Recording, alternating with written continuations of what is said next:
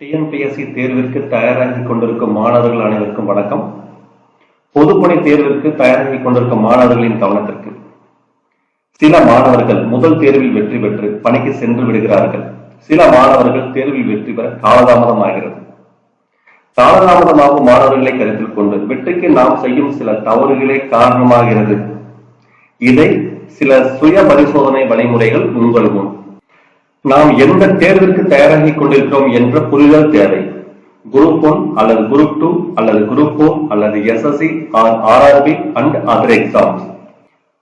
மதிப்பெண்கள் அடிப்படையில் நாம் முன்னுரிமை கொடுக்க வேண்டும். நம்முடைய திறமை நமக்கு தெரியும். கடினமான பகுதிக்கு முதலிலும் இலகுவான பகுதிகளுக்கு பின்பும் முன்னுரிமை கொடுக்க வேண்டும். நன்றாக படித்தால் மட்டும் போதாது, அதிக மாதிரி தேர்வுகளை எழுதி பார்க்க வேண்டும். அந்த மாதிரி தேர்வுகளை குறிப்பிட்ட நேரத்திற்குள் முடிக்க வேண்டும். குறிப்பிட்ட நேரத்திற்குள் முடிக்க முடியவில்லை என்றால் அதிக மாதிரி தேர்வு பயிற்சி தேவை. கடினமான பகுதிகளுக்கு அதிக முன்னுரிமை கொடுக்க வேண்டும். சிறு சிறு தவறுகள் செய்வதை நாம் சரி செய்தல் வேண்டும். தேர்விற்கு முன் அனைத்து பாடங்களையும் பலமுறை ரிவிஷன் செய்ய வேண்டும்.